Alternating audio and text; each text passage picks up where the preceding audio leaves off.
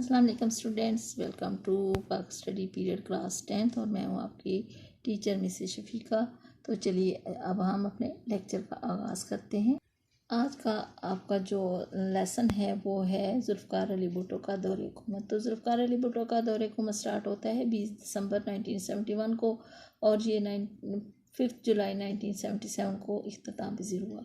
तो इन्होंने सबसे पहले जो अपने दौर का आगाज़ किया, उन्होंने 20 दिसंबर 1971 को अपने ओहदे का हल्फ उठाया और एज आ चीफ मार्शल एडमिनिस्ट्रेटर, तो ये पहले सिविलियन चीफ मार्शल एडमिनिस्ट्रेटर थे। तो इन्होंने अपने ओहदे का हल्फ उठाने के बाद सबसे पहले कौम से खिताब किया और कौम से खिताब करते हुए इन्होंने कहा कि हमारे मुल्क को ख़तरनाक बहरान का सामना है। मैं ऐसे वक्त में आया हूँ जब तारीख़ पाकिस्तान एक फैसला कुन मोड़ पर पहुँच चुकी है, लेकिन उन्होंने ये भी साथ यकीन दिलाया बच्चों कि मुझे नया और तरक्की पसंद पाकिस्तान बनाना है, वो पाकिस्तान जिसका ख्वाब कायद-ए-आज़म रहमतुल्लाह अलैह ने देखा था। उन्होंने ये भी यकीन दिलाया कि मुझे यकीन है कि ऐसा पाकिस्तान ज़रूर बनेगा, क्योंकि उन्होंने जो है इसमें काफ़ी ज़्यादा इस्लाहात की अपने दौर के दौरान, इसी बुनियाद पर कि उन्होंने पाकिस्तान को तरक्की की राह पर गामज़न करने की जो था वो उन्होंने इरादा किया हुआ था और इसी इरादे के साथ वो अपना जो है वो उन्होंने दौर शुरू किया था। तो उन्होंने जो 4 अहम इस्लाहात की उनको हम पहले देख लेते हैं कि कौन सी 4 अहम इस्लाहात की, फिर वन बाय वन हर एक की डिटेल देख लेते हैं। तो आइए सबसे पहले हम देखते हैं कि 4 अहम इस्लाहात उन्होंने कौन सी की। तो बच्चों ये हैं 4 अहम इस्लाहात। सबसे पहले है उन्होंने जो पहली तरजीह बुनियादों पर कि वो सनतों को कौमी तहवील में लेना था। दूसरे नंबर पे उन्होंने ये किया कि बैंकों और बीमा कंपनियों को कौमी तहवील में लिया। तीसरे नंबर पर उन्होंने लेबर इस्लाहात की और चौथे नंबर पर उन्होंने ज़रूरी इस्लाहात। ये 4 उन्होंने अहम इस्लाहात की जिनकी बुनियाद पर पाकिस्तान तरक्की की राह पर गामज़न हुआ। तो आइए अब हम इनकी डिटेल देखते हैं। अब सबसे पहले उन्होंने जो सनतों को कौमी तहवील में लिया उसकी डिटेल ये है कि 1971 तक जो मुल्क था उसमें 60% सनती असासिया और 80% इंश्योरेंस कारोबार जो था वो 22 ख़ानदानों के पास था। ये वो 22 ख़ानदान थे जिन्होंने अपनी तरक्की की और इसका कोई खातिर खा फ़ायदा मुल्क को नहीं हो रहा था। तो सबसे पहले इन्होंने ये किया कि 22 दिसंबर 1971 को 22 सरमायादार ख़ानदानों के जो पासपोर्ट थे वो जब्त कर लिए और इसके साथ साथ उनके पास जो सनती लाइसेंस थे उनकी तादाद थी 10 करोड़ और उनको भी उन्होंने गैर कानूनी करार दे दिया। ये पहला बड़ा काम किया। उसके बाद जुल्फ़कार अली भुट्टो ने 2 जनवरी 1972 को एक ऑर्डिनेंस जारी किया। तो इस ऑर्डिनेंस के जारी करने से क्या हुआ कि उन्होंने 10 जो बड़ी सनतें थी उनको कौमी तहवील में ले लिया ताकि जो इनमें पैदावार है उसको अपने कंट्रोल में रखा जा सके।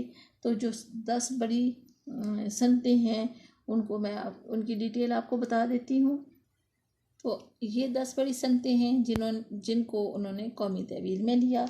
तो नंबर 1 पे है, इसमें पुर्जे जोड़कर मोटर गाड़ियाँ बनाने की सनत थी जिनको उन्होंने कौमी तहवील में लिया। दूसरी सनत थी भारी और बुनियादी केमिकल की सनत और तीसरे नंबर पर जो उन्होंने कौमी तहवील में लिया जिस सनत को वो थी बुनियादी ज़रूरियात का सामान बनाने की सनत और चौथी सनत थी फौलाद साजी और लोहा बनाने की सनत थी। 5वीं भारी मशीनरी बनाने की सनत थी और छठी जो थी वो पेट्रोकेमिकल्स की सनत थी। और फिर उसके बाद नंबर 7 पर थी सीमेंट की सनत और नंबर 8 पर मुफाद आमा की सनत से इसके तहत आने वाली सनत।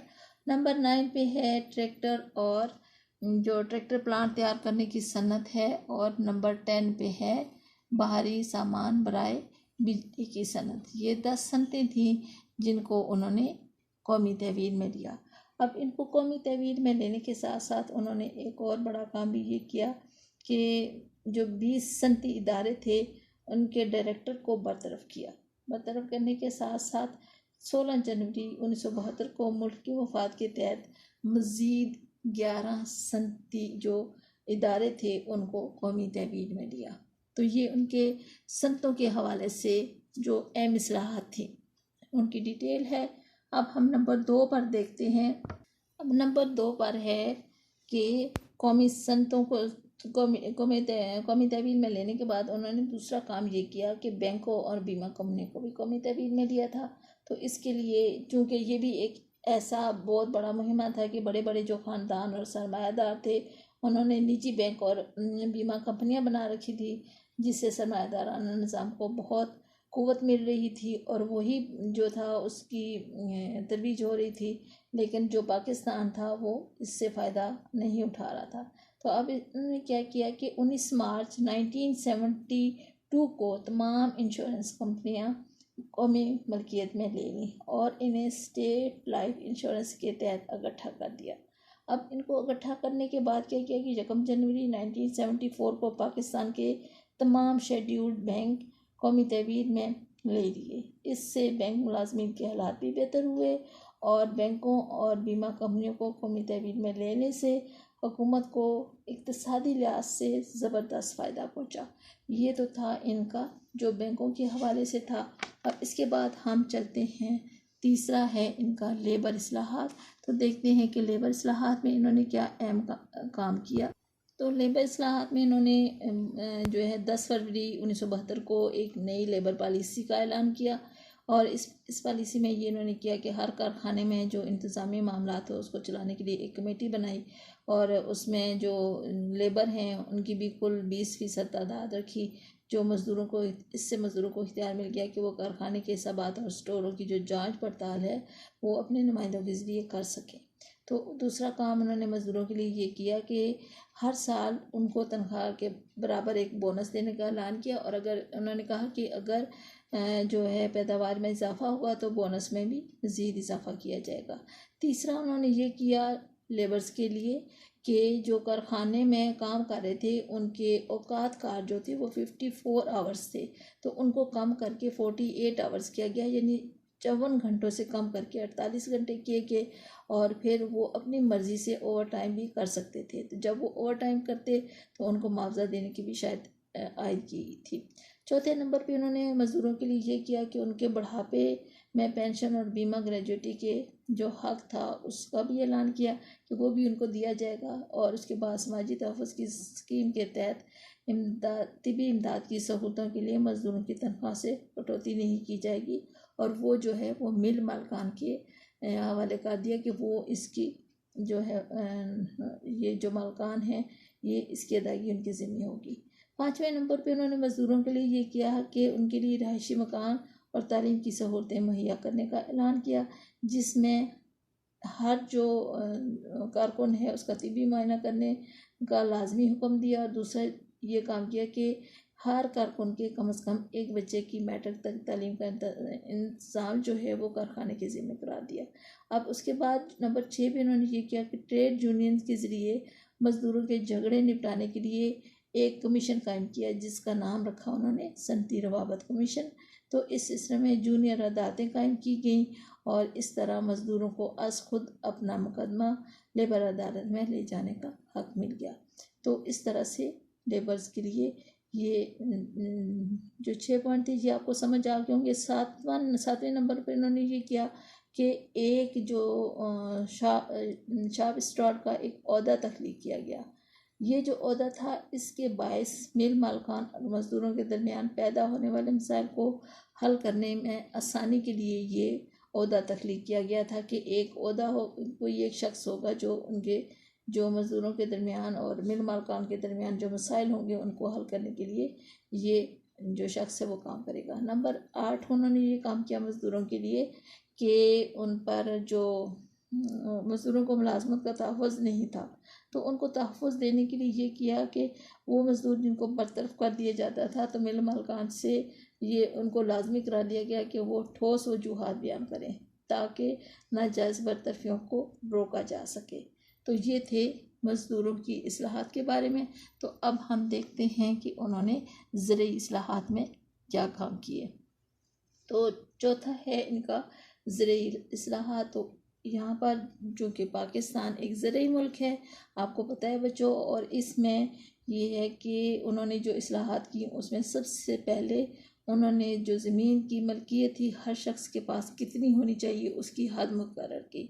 तो हद मुकर्रर करने से पहले मैं आपको थोड़ा सा समझा दूं कि यहाँ पर उन्होंने जो ज़मीन थी वो दो किस्म की होती है, एक बारानी और एक नहरी ज़मीन। यहाँ पर जिसका ज़िक्र है तो दोनों ज़मीनें हैं। जो नहरी ज़मीन होती है वो ज़मीन है जिसकी पैदावार का इन्हिसार नहर के पानी पे होता है, नहर से उनको सैराब किया जाता है ज़मीनों को। और बारानी वो ज़मीन होती है जिसकी पैदावार का इन्हिसार बारिश के पानी पर होता है कि अगर बारिश होगी तो उसकी पैदावार अच्छी होगी, और अब अगर बारिश कम होती है तो उसकी पैदावार भी मुतासर होती है।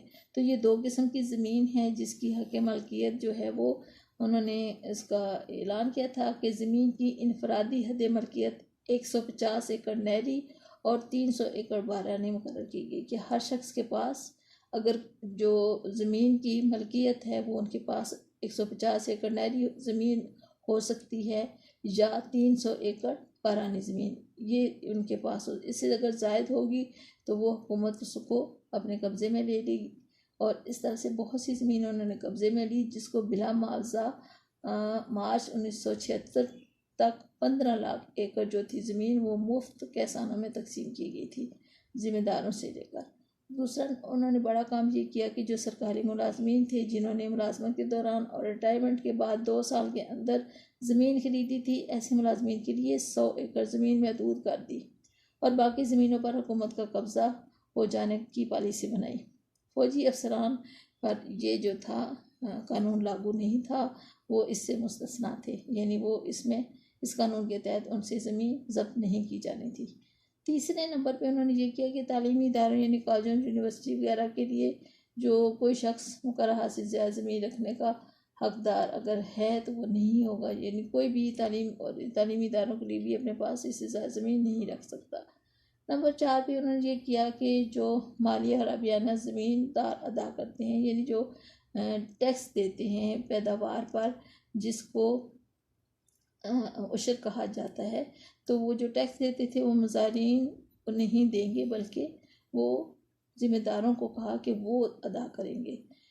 इसी तरह से 5वें नंबर पर उन्होंने ये कहा कि किसी भी शख्स को अस्तबल मवेशी फार्म्स और बागात के नाम पर मुकर्रर हद से ज़ायद ज़मीन रखने की इजाज़त नहीं होगी, ये भी उन्होंने इजाज़त नहीं दी। ये ज़रूरी इस्लाहात की नंबर 6 पॉइंट हैं। नंबर 7वें पर है मालकान को यकतरफा तौर पर मुज़ारिन को बेदखल करने का हक़ नहीं होगा, यानी अगर किसी किसान को ज़िम्मेदार ने ज़मीन दी हुई है तो वो एकदम से उससे ज़मीन वापस नहीं ले सकता, उसको बेदखल नहीं कर सकता। यानी जब कोई मज़दूर काम कर रहा होता है तो वो उसके पास होती है ज़मीन, तो अगर ज़िम्मेदार चाहे तो वो फ़ौरन से ये कह देता था कि नहीं अब ये ज़मीन इसके पास नहीं होगी, तो ऐसा करने से उनको रोक दिया गया कि बेदखल एकदम से नहीं कर सकता है। सिर्फ उस सूरत में कर सकता है कि अगर बटाई ना दे या कोई ऐसी किसी कानून की खिलाफ वर्जी करेगा तो उस सूरत में उनको बेदखल किया जा सकता है।